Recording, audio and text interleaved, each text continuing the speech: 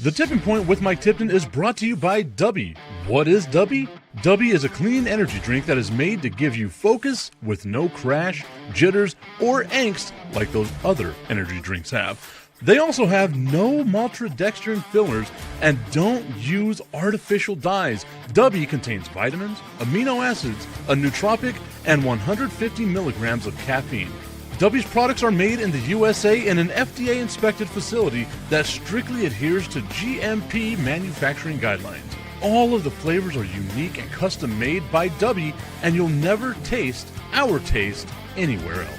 The best part about it is they're affordable. Dubby's drinks come out to about $1 per drink, much cheaper than Starbucks or any of those canned energy drinks. To learn more, visit dubby.gg.com/discount/MRTipton33 and place your order today. Use promo code MrTipton33 and save today. Dubby Energy, be better. What's going on, everybody? I want to tell you about my new friends over at Cleverman.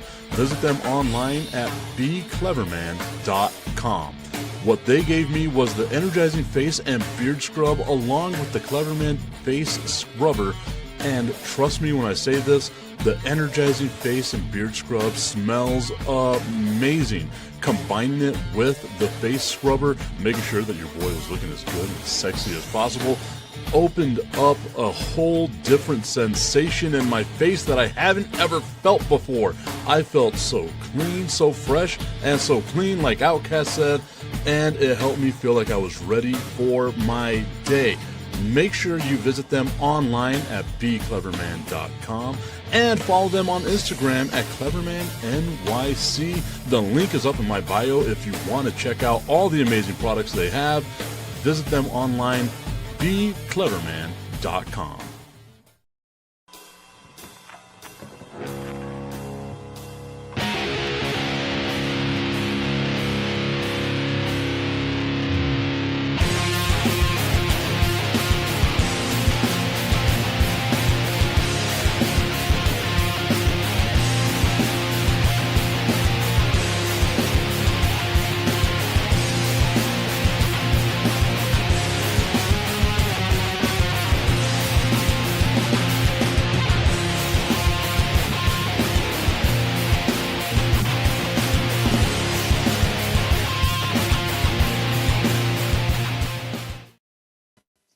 What's going on, everybody? It is time for the Tipping Point with Mike Tipton, hanging out with you here on this Tuesday morning, hoping that everyone's having themselves a great day. You can see by the hat, I'm having a great day. The Spurs did everything they could to try to lose that game yesterday. And for me as a Spurs fan, thank God they didn't. But, man, watching that, very stressful. Again, where you get to watch how young a team is and all the stuff that they've got to deal with. The Knicks are a really damn good team. Again, I'm not going to be surprised if the Knicks wind up winning this series, but it's just been fun to watch. I think that's the main thing that you want whenever you get a championship series like this. And it's kind of what's happening in the Stanley Cup final as well, where you want to have close games, no one's getting blown out, super competitive, all that good stuff. And that's exactly what we're getting with the San Antonio Spurs and the New York Knicks, and of course the Vegas Golden Knights and the Carolina Hurricane. But again, Tuesday morning, the show is your guys' show. Let's see what you want to talk about. You know me, I'm going to get the show started the way that I want to start the show, which is going to be talking about our San Antonio Spurs, my San Antonio Spurs. I can't say our San Antonio Spurs, but my San Antonio Spurs. Am I excited with the win? Yes. Obviously, it means this series could go long. I am fully expecting San Antonio to lose tomorrow night. I don't think there's any way you can go into New York and win both games, especially with how emotional that first game is. And I'm not going to go be one of these people that like goes to blame referees and stuff like that. I could understand why New York fans would be frustrated. I can understand why Mike Brown, the New York Knicks head coach, was frustrated. Mike Brown saying yesterday, talking about the fact that the San Antonio Spurs shot 24 free throws in the second half versus the 8 free throws that the New York Knicks had in the second half. Quote, from the article here on ESPN.com. Knicks coach Mike Brown credited the San Antonio Spurs for winning Game 3 of the NBA Finals at Madison Square Garden to climb back into the best-of-7 series. He did not extend the same pleasantries to the officials. Brown pointed the fingers at the stat sheet, which showed the Spurs taking 3 times as many free throws as the Knicks in the second half, as San Antonio escaped with a 115-111 win Monday night to cut into New York's series lead 2-1. The Knicks were in the penalty for the final 9 minutes and 18 seconds of the fourth quarter, and the Spurs held a 24-8 free throw advantage in attempts in the second half. So you bring that up, right? The free throw attempts. We're going to look at all the free throw attempts in the game, because the first part of the game was very much the exact same thing. Both teams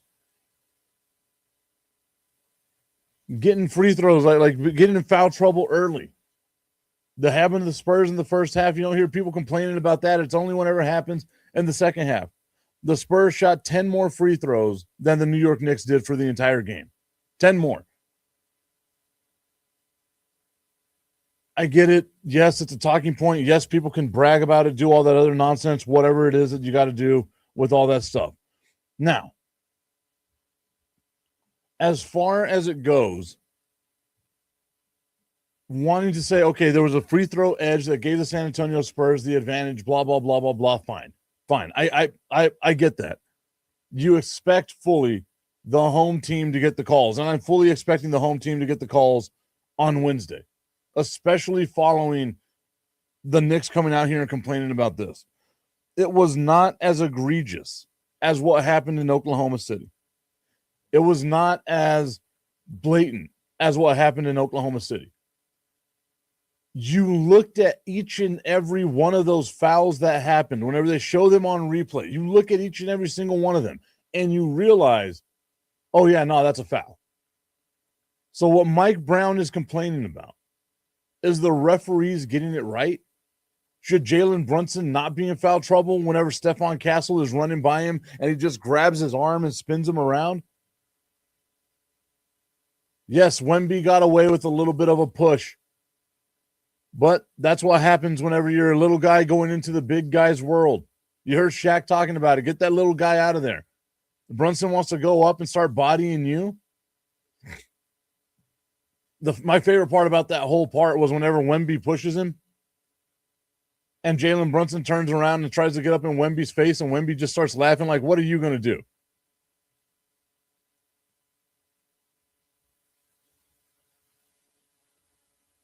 Augustin says it looks like the NBA wants a series. It's so lopsided. It was embarrassing.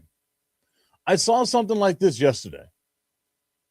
And Augustine, I'm a little disappointed in you for falling for it. Because everyone's all like, oh, the ad dollars, this and that, blah, blah, blah, blah, blah. You get more from your product being out there, blah, blah, blah, blah, blah. You don't. You don't. You genuinely don't.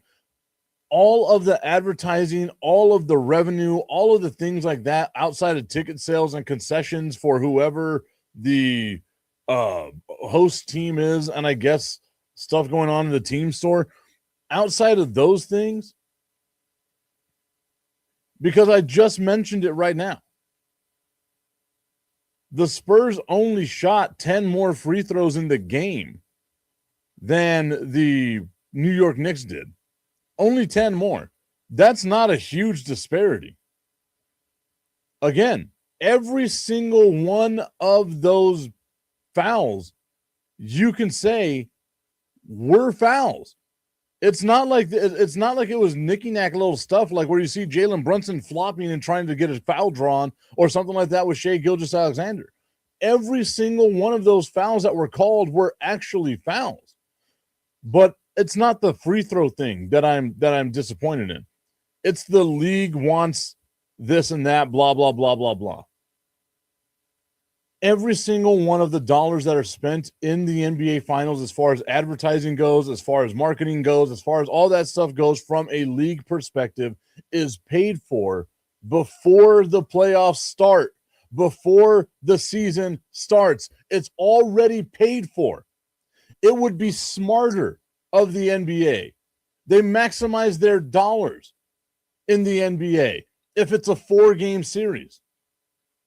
That would be what's best for them.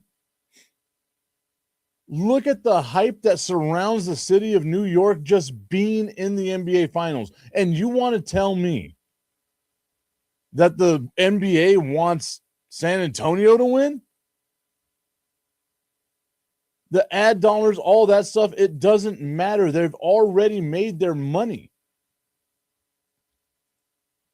The masked man saying Spurs in 6. I don't know about that one. I would love to say that you're right. I would love to say that you're right, masked man, but I don't know. Like that means they've got to win 4 straight, and I can't see that happening. I'm again sticking with it. The Spurs in 7. Augustine saying, "Oh, come on, Wemby is a flopper." Everybody in the NBA flops. Let's just be honest about it. Everybody in the NBA flops. But you cannot sit there and tell me Karl Anthony Towns bear hugging Victor Wembanyama isn't a foul.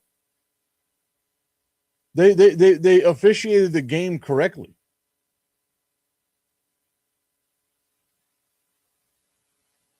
So let's look at it like this. How many fouls? Tommy tuning in saying, "What's up, Tip? What's up? Hope that you're good," Augustine, saying that he's just trying to get me started. We see the thing is I'm not going to get started on the game itself. Like, it was right. Like it was officiated correctly. Fouls that were called in the game. Fouls that were called in the game. San Antonio had 21 fouls called on them. The Knicks had 23 fouls called on them.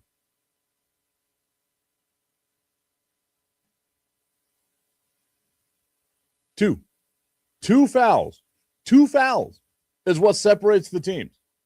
Sure, you can say free throw disparity, but shit, man, that's what you get when you foul dudes that quick.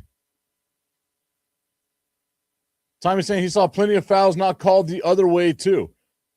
I think that was the thing is what I love so far about this series, Tommy and Augustine and everyone else that's over here watching in the chat and all that good stuff. Thank you, one. But what I've loved about this series is that they're letting them be physical. It's just that the fouls that New York had were dumb fouls, right? Like only 2 fouls were what's separated there. Only 2 fouls is what separated the teams there. San Antonio's getting theirs because they're driving to the basket.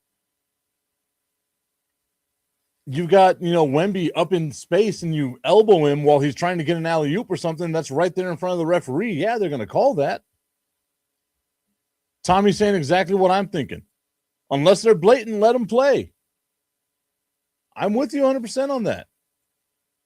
Obviously, I'm saying that the second half and Wemby's push on Brunson was not acceptable. I do say that Wemby's push on Brunson should have been called. It should have been a flagrant foul. I agree with you 100% on that. I don't think it changes the outcome of the game because, again, that was in the first half of the game. New York got in foul trouble by having dumb fouls. That's simple. Again, they only committed 2 more fouls than the Spurs. The thing is that they were dumb with the way they committed their fouls. In the fourth quarter, the game gets tighter. We all know that. That's what happens in the league. Ashley saying, as an outsider watching it, I thought it was a physical game and dug it. Not as much flopping was needed because they were actually going in. I agree with that 100%. I love seeing the change in offensive philosophy whenever Victor Wembanyama's in the game versus whenever Victor Wembanyama's out of the game. It's like, yeah, we'll go to the basket, but we're not going to shoot around the basket. Like, we'll dribble, penetrate, but it's passing out. Where Luke Cornett, who is a pretty decent shot blocker in his own right, he's in the game, and he just starts getting abused left and right because Wemby's not there to protect the rim. Augustine saying it was a, quote, death game for the Spurs. It was. San Antonio went in there. They handled their business. Again, you see where they're a super immature team shooting three-pointers at weird times, committing turnovers at weird times. I would say San Antonio's lack of discipline kept the Knicks in the game more than the Knicks being able to rely on the free throw thing, right? Like 24 free throws versus 8 free throws, I get. But whenever they're actually fouls, like again, if it was something where you could look at it and say, I don't know if that's a foul or not, look at every single one of those calls. It was a legitimate foul. Every single one of them. You did not hear any of the commentators be like, oh, man, that's a weird call. Tommy and Ashley saying, I blame 47 and that the 47 jinx is real. Hearing the boos during the national anthem was insane to me. Insane to me. I made people mad yesterday because I put out a clip where it looked like President Trump was sleeping. And somebody's like, if you've ever actually been in a luxury box at a stadium, you would know that he was watching a small TV. What's up, Sankey? Hope you're having a great day. If you've ever been in a luxury box at a stadium, you would know what it's like to have to watch a small TV. Because God forbid you watch the Jumbotron that's right in front of your eyesight.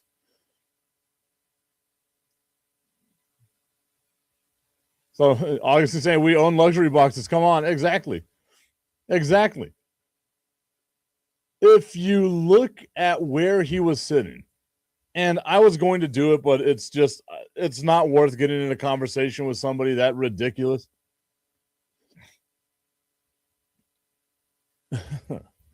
If you look at where he was sitting in the box that he was in, there are not TVs in front of him, right? The TVs were in the back. That's just how it goes. Sankey says, hi, bro. What's up, bro? Hope that you're having a good time, Sankey. What about the Oval Office is what Tommy asks. 100%. That's why I said my dude can take a nap anywhere. Put that out on X because I haven't been on X in quite a while. And, of course, it takes a Cowboys fan, an anonymous person. You know what? That's a thing that bothers me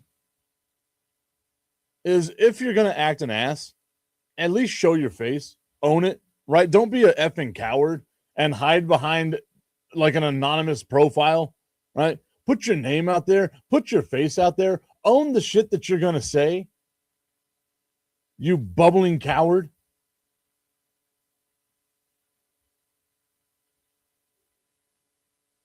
Oh, okay. I heard something happen. I was like, what the hell is going on? Something's going on out there, guys. Maybe the ghost is back. It's not the ghost. But, yeah. Sorry. Just so dumb. So, like, old boy was asleep. He's 1,000 years old. He's 1,000 years old. Let him fall asleep. You don't have to sit there glazing him. I was going to reply back with the Shawn Michaels thing doing like, the glazing motion. But I was like, you know what? I need to be better. I will be better. But it's just so dumb. He was watching a little TV. I'm sure that's what he was doing in the White House whenever he had his long blink. So funny. I don't know how. You know what? That's a different topic for another time. We're not going to get into that. Spurs, huh? Go Spurs, go. I will say yes. The free throw disparity, not going to be a thing in game 2. Or game 4, rather.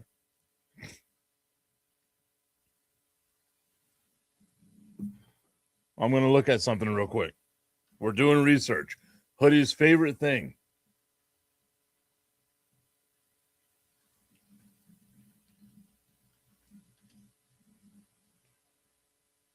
Come over here.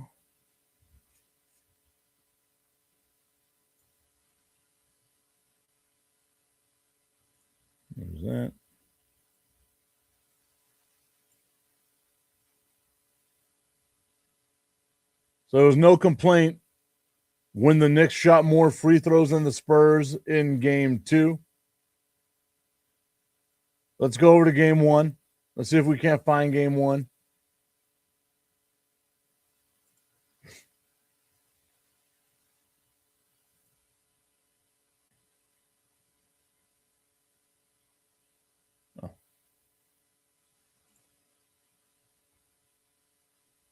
Trying to find when the game started. There it is. There was no complaint when the Knicks shot more free throws than the Spurs did in game 2. There was no complaint when the Knicks shot more free throws than the Spurs did in game 1. But now all of a sudden, it's a thing.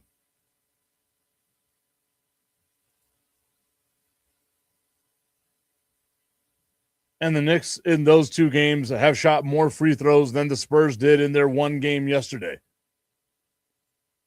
I get it, man. I get it. You want to find something. You got to find something. That's obviously what it's going to be, right? The Spurs shot more free throws in that 1 game than the Knicks did. Wah. Go cry about it. Augustine saying the country wants the Knicks to win. That's wild to me because I do agree, and I said it yesterday. The NBA wants a short series. That's how they maximize their advertising dollars. They don't want to have 7-game series out there. But there's more storylines. There's better storylines for the NBA if the Knicks win. That's where I'm torn, right? Because I would love to see New York get a win. I'd love to see that, but not at the expense of my favorite team. So unfortunately, I am some of the people that do not want the Knicks to win. Maybe another time, but definitely not now.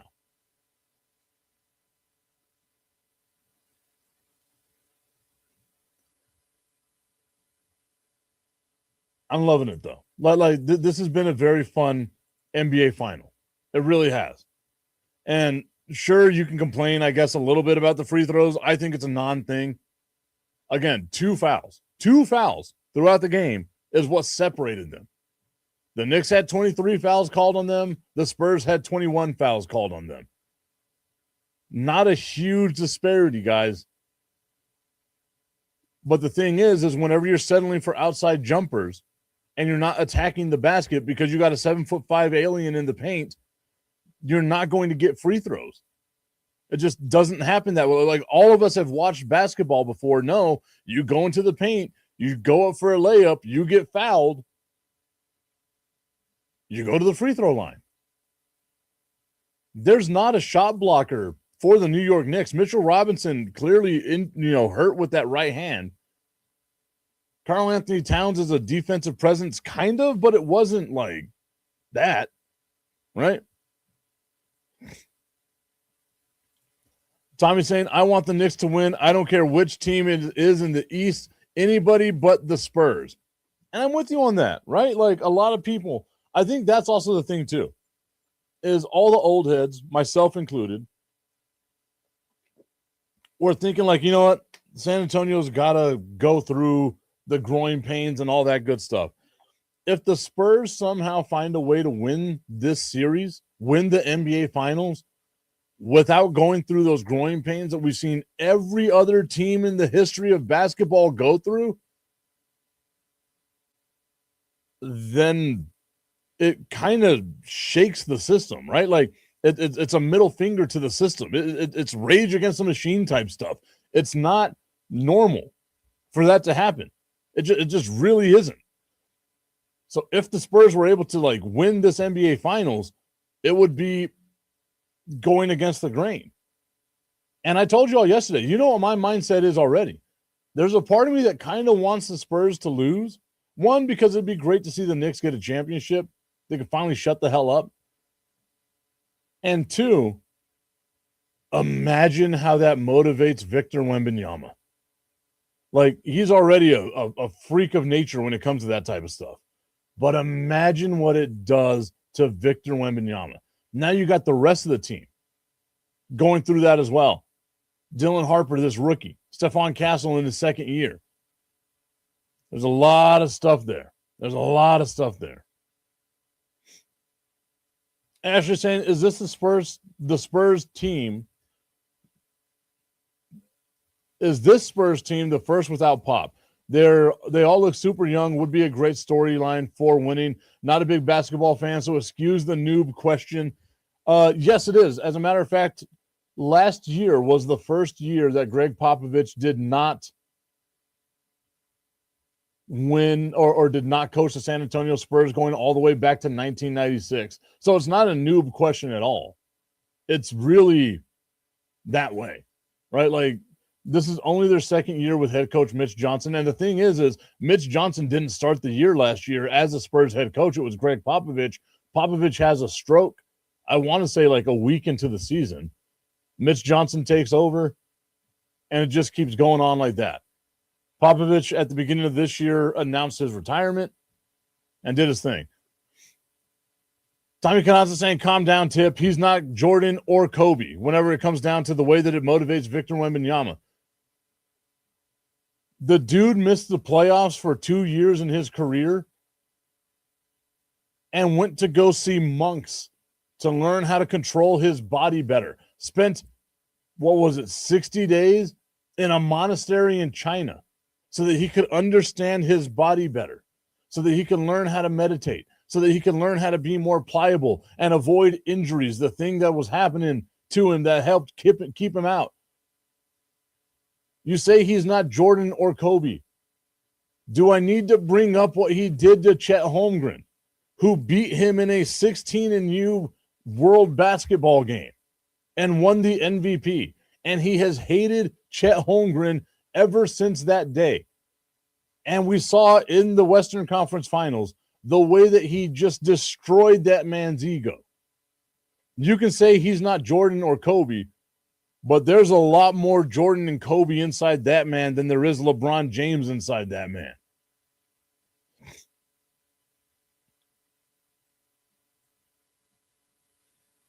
Micah Parsons went to go train with sumo wrestlers. Is he Jordan? LMAO. No, he's not. I'm not the one that made the Jordan comparison.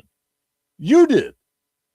What I'm saying is, again, the things that motivate people, the things that we as fans have always asked NBA players to do, basketball players, athletes to do, Wemby does. Micah Parsons never did.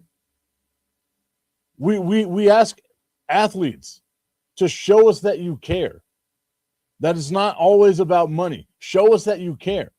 Victor Wembanyama shows us that he cares. Play hard all the time. The NBA All-Star game happens. Victor Wembanyama is the only person playing hard in that All-Star game. And he starts getting into people's asses being like, yo, play this damn game right. Respect the game. That's where it's a little more Jordan-esque if we're going to make that comparison. I didn't make that comparison. You did. I just said, again, the dude is super motivated. He hates losing, which all of us should. He probably hates losing more than he likes winning. He's one of those guys. He's got that killer mentality. Again, he's only 22. Let him grow and become a little bit better, and then we see what happens in the future. What I'm saying is, the kid loves basketball, and he hates losing. Very few people we can say are that way. It's Jordan, it's Kobe, it's probably Jerry West, right? There's much more Jordan in Victor Wembanyama than there is LeBron in Victor Wembanyama. And I hate to be the guy that's like, oh, LeBron this, LeBron that. LeBron didn't care about the way that Jordan and Kobe did. He was extremely gifted, is extremely gifted.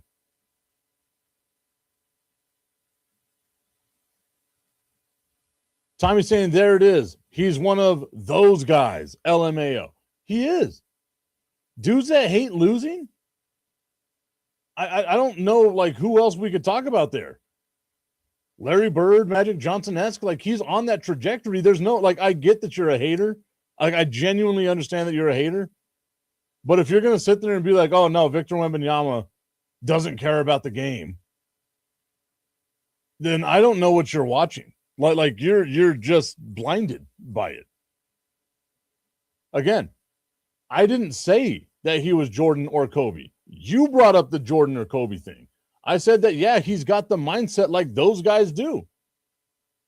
Does he not? Like, do you not see that? Because if you don't, then that's a you thing, my dude. I got nothing but love for you. Now I feel like I might be wrong because Augustine is agreeing with me. And it's never, ever a good thing whenever Augustine agrees with you. It's mildly terrifying to me whenever Augustine agrees with me. There's only one way to make it better, and that's with just the tip. I just want to put the tip in. It's time for Just the Tip. That would make me uncomfortable. Promise that it ain't too much, but just enough. Just a tip. Just a tip. Just the tip. Just the tip. It's time for Just the Tip.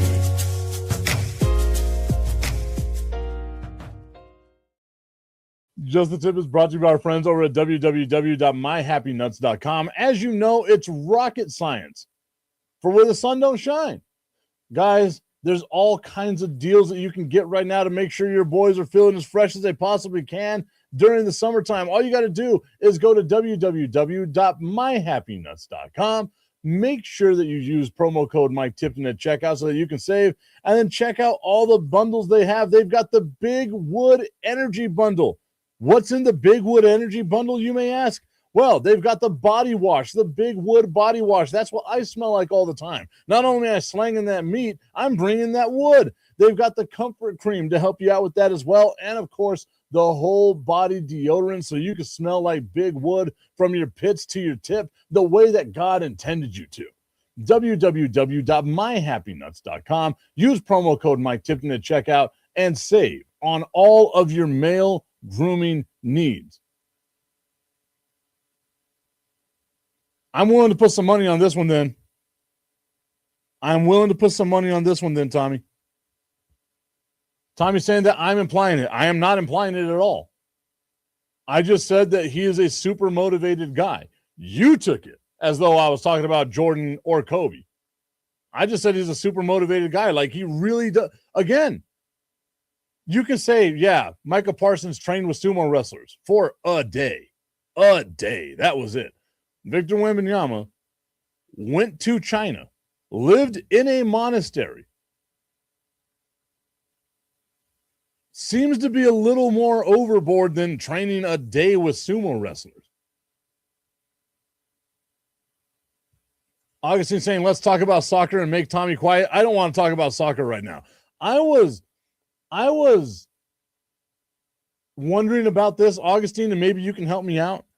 I saw a bunch of stuff that said the World Cup kicked off last Saturday, but I ain't seen a World Cup game at all. So I'm trying to figure this one out. Like, what the hell is going on there? Augustine saying, thank goodness I saw the clock and lowered the volume. I forgot my headphones and you're on speaker. Damn, we almost had him.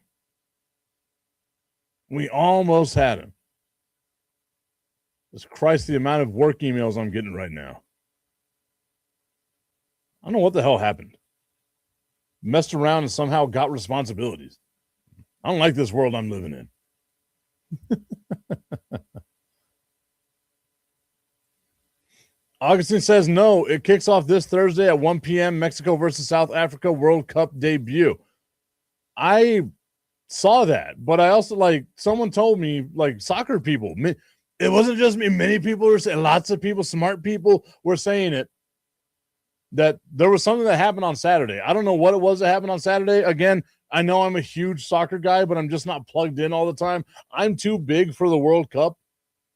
So please explain to me what had happened. Augustine saying that someone is dumb. Probably. That's what I get for going to other people for my soccer talk and not going to Augustine for my soccer talk. I just got a text from my friends right now saying, Tip, you have an excellent shot at becoming the coach of the Edmonton Oilers. Huh. Let's see what this article is about.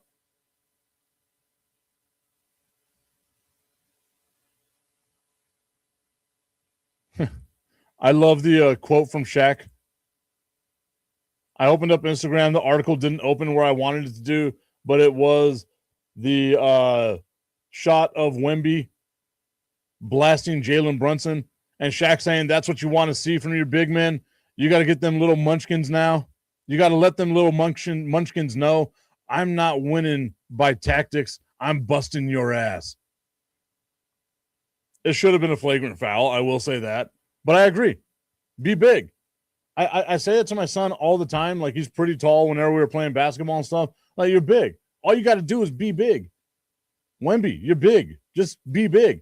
I hate seeing them, like him, of all people. This is where I say that he's got to, like, take that next step. If we were to actually, and not figuratively, but if we were to actually start saying, you know what, let's get him on that trajectory for Jordan or Kobe status, right? Is he's got to attack the basket.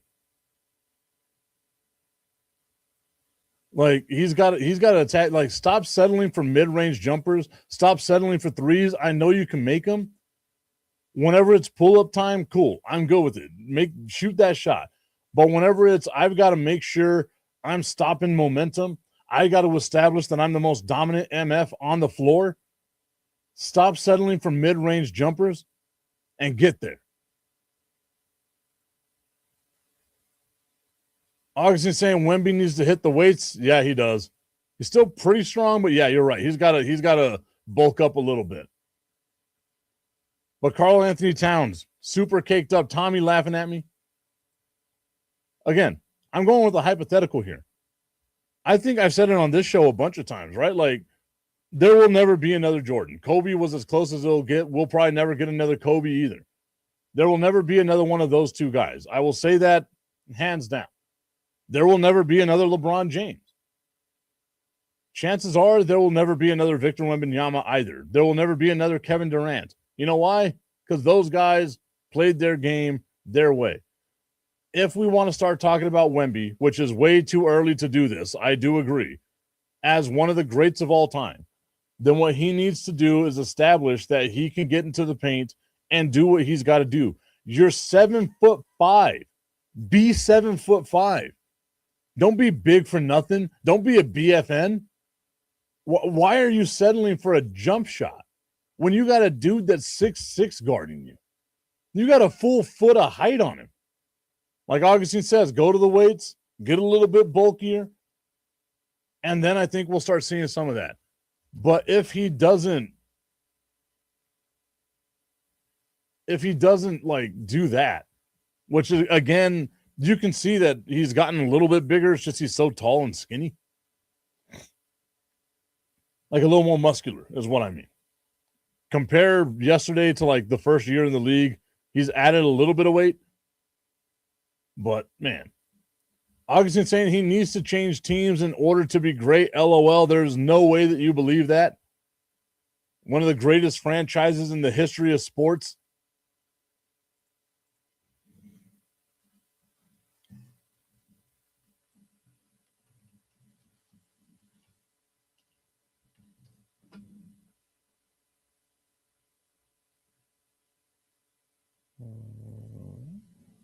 Looking up something real quick.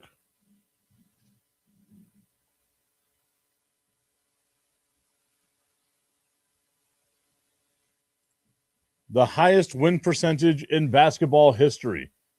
All-time record. The Boston Celtics at 59.7% win percentage. Number one, the San Antonio Spurs, 59.6% win percentage. Number two, the LA Lakers, 58.8% win percentage. Number three. Where's the Mavericks on here? Let's see. We're going to go down this list. I'm not saying it as a jerk, Tommy. I'm saying it out of actual wanting to know. That is wild. That just shows you again how good Jordan was for that period of time. 4, 5, 6, 7, 8, 9, 10, 11, 12, 13, 14. The Dallas Mavericks, number 14 all time at 48.4% win percentage. Under 500 all time for the Dallas Mavericks, that poverty-ass franchise. The Chicago Bulls, though, Number 16 all time. Number 16 all time. 47.9%. It's crazy to think how bad the Bulls were before Jordan and after Jordan. Tommy said that I said of all sports, they are. Again, guys, sure, you can say, Tip, you're being a homer, whatever, blah, blah, blah, blah, blah. Are the San Antonio's, like, am I missing something here? Because as long as I've loved me some basketball, we've always heard about the San Antonio Spurs being one of the best franchises in all of sports. Right? Like, I'm not living in some weird ass echo chamber here. I'd love for the Dallas Cowboys to be on that list. The Yankees, I guess, are on that list. But I'd love for the Dallas Cowboys to be on that list. Like, again, that do have one of the highest win percentages in NFL history. But whenever we talk about franchises and we talk about like sustained winning and like all that stuff, like it was always comparing the Patriots and the Spurs.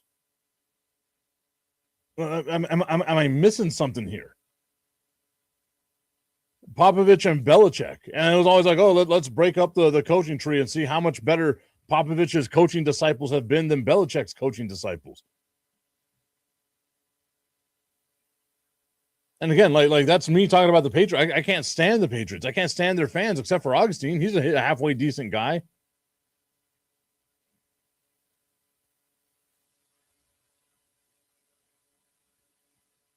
You know, I'm really genuinely thinking about that. Like, there's no way that you can look at the Spurs and be like, they're not one of the best franchises in sports.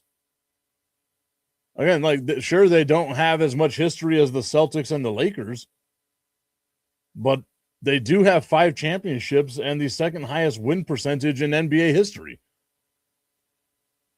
They made the playoffs 22 straight seasons. Like, or I guess it was 20 straight seasons. 20 or 21. I got to go back and look at it.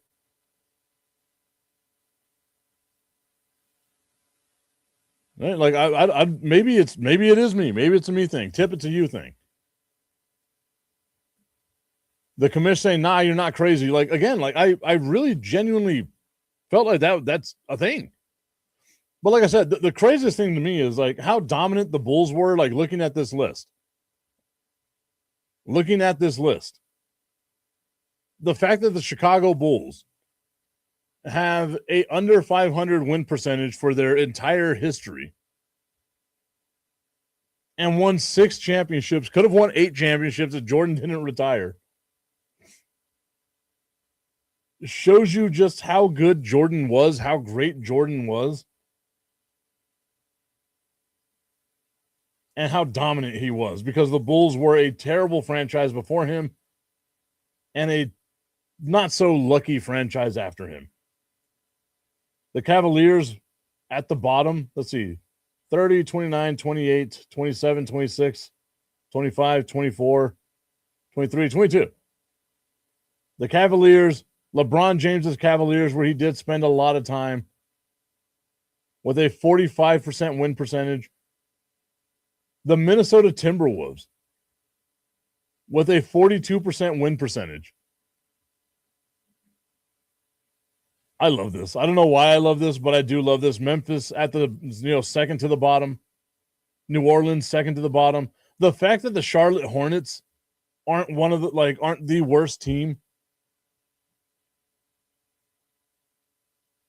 Well, I guess it would be the Pelicans. They were the Bobcats. Michael Jordan's owned Bobcats.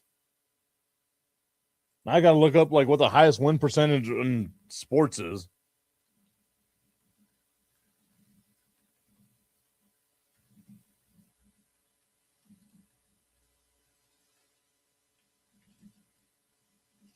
We're only doing American sports because that's all we care about here.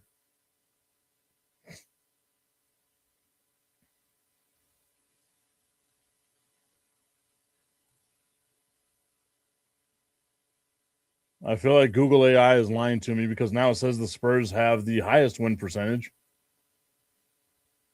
61%. But StatMuse told me otherwise.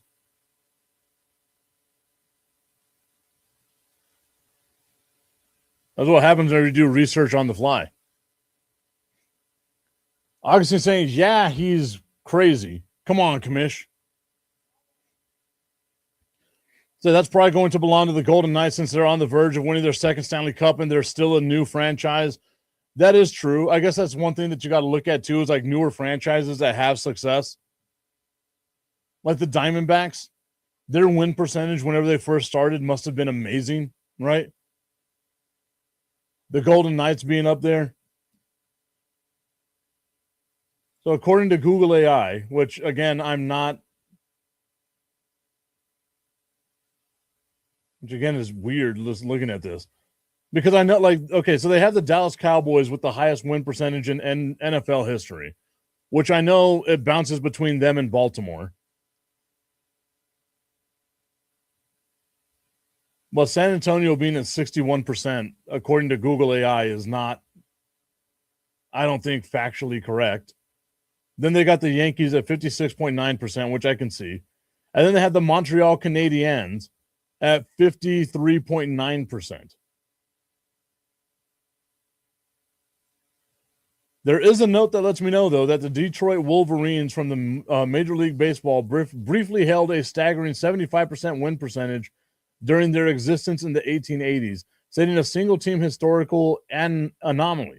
But the Spurs retained the best sustained mark among continuously active major sports franchises.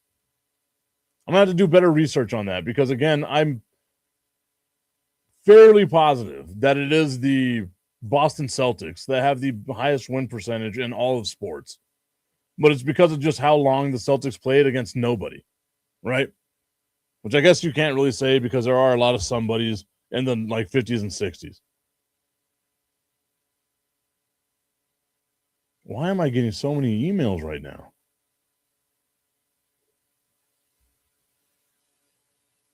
Not going to read those yet. They know my schedule. I wonder what the Golden Knights win percentage is now.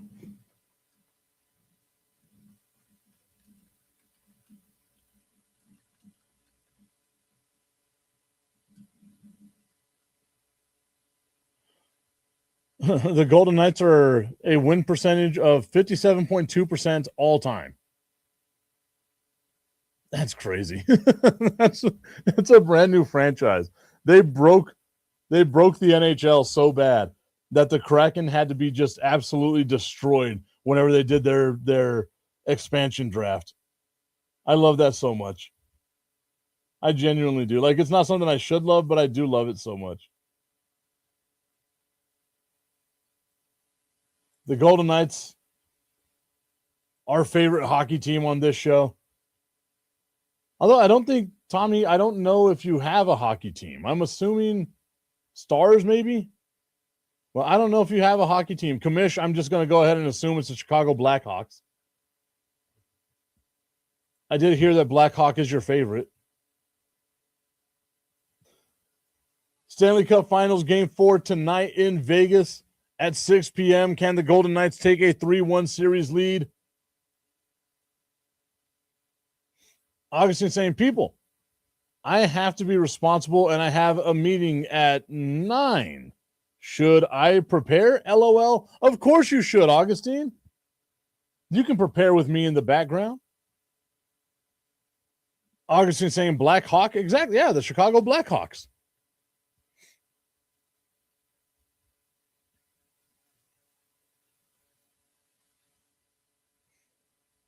I've been excited about this. Tommy's saying if I had one, it would be the Stars, I guess. I don't follow hockey, though. Like I said, I had to start following hockey because of things in my past. That sounded very ominous. The commissioner saying he does love Blackhawk, but not the other thing. Commish, I don't see a problem with it, man. Just be you. Be you, my dude. You know I got nothing but love for you. And the rest of the people that love the Chicago Blackhawks.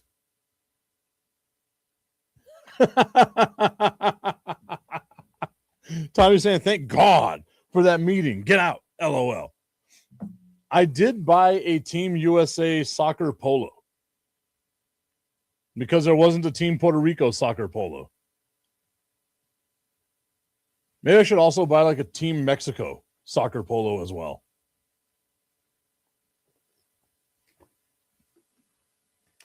I bought khaki shorts the other day because it gets hot as hell working at a baseball stadium. The commissioner saying Jay Hood needs to call a team meeting now. LMAO. I would. Hey, if Hoodie calls a team meeting, I will be there, but I also know that it's because of me. Like I created some sort of issue that needs to be fixed. But got some Hoochie Daddy khaki shorts that I've been wearing at the baseball stadium. And Tommy, it makes me think about you and your Hoochie Daddy shorts that you wear over at UPS. I've got to get some of those UPS shorts, brother.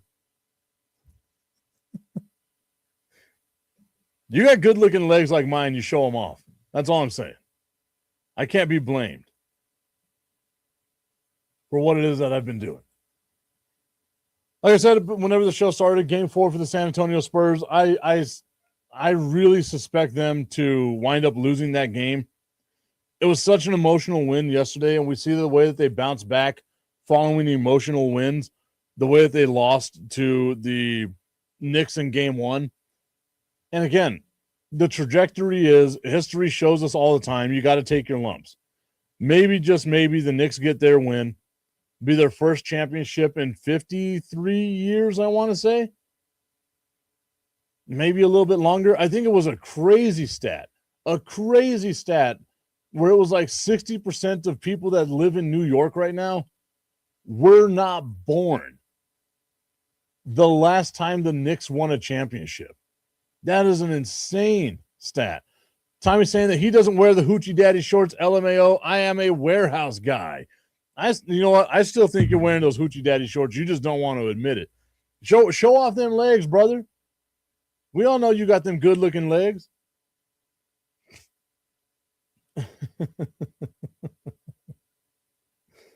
All right, guys. As always, I got nothing but love for y'all. I appreciate it so much. Remember, on Saturday, we are going to be having Fire and Ice. I'm inviting all of you out there to hang out with us as we, I don't want to say it's a memorial thing, but it's we're just wanting to get a bunch of people out there to show love to our guy, David Halpern, who passed away last week. We just want to get as much people out there, just have ourselves a good old time, couple of drinks, lots of food, all kinds of stuff like that for us as we go on out there at Buffalo Wild Wings, 655 Sunland Park Drive this Saturday. Hopefully I get to see some of y'all out there. Augustine's saying we need to start selling the Friday World Cup show. And then Tommy says, let's go Knicks. I'm also a big Knicks guy. I'm glad to see that, Tommy, you joined me on the Knicks side.